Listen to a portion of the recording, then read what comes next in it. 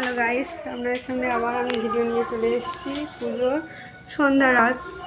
দেখুন আপনারা আবার ভালো করে, ফটোতে এরকম লাগছে, ভিডিওতে এরকমই লাগছে, কাছ থেকে দেখলে একদম অপূর্ব অপূর্ব। সবাই বলছে দারুণ, মানে রিয়েল এসে দেখলে অপূর্ব নাইস লাগছে, সবাই তাকে বলছে।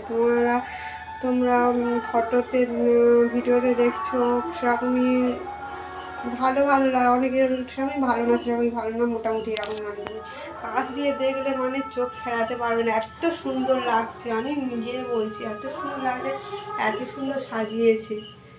তোমাদের কী আর বলবো, মানে যারা ভিডিওটা দেখছো তারাই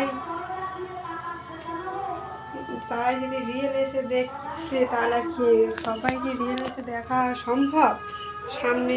সামনাসামনি দেখা কি সম্ভব? অনেকেই ভিডিওতে দেখতেই পাবে, যাই হোক তাই দেখুক, কিন্তু সামনাসামনি ঠাকুরটাকে দেখলে না পুরো অপূর্ব, মাই যেন সেজে উঠেছে। দেখুন কত নাইস লাগছে। আমার ক্যামেরাটা খুব ভালো না, খারাপই গোটে, যাই হোক নাইস লাগছে। আপনারা দেখে বলুন কেমন লাগছে আর কি ঠাকুর বলুন। আর এই যে এইগুলো তো আপনাদের সব শেয়ার করে বলেছি, দেখিয়েছি। এই আলপনা, অয়েল পেন্টিং, ডিজাইন সব বাবার হাতের কাজ।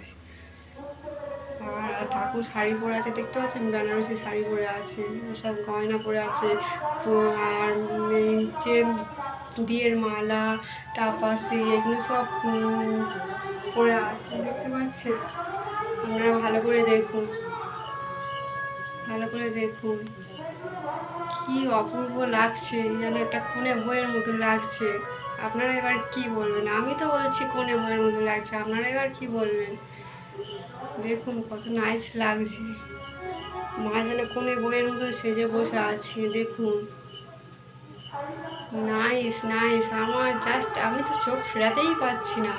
আমাদের বাড়িতে, আমাদের পাড়াতে যারাই দেখছে চোখ ফেরাতে পারছে না, যেন সারাক্ষণ দেখি এরকমই মনে হয়, সারাক্ষণ যেন বসে বসে দেখি। দেখুন কত নাইস লাগছে, মাকে নাইস লাগছে, দেখুন। ওকে, আজ এই পর্যন্ত স্টপ। আপনারা কমেন্ট করে বলবেন কেমন লাগছে মাকে। ওকে, বাই বাই।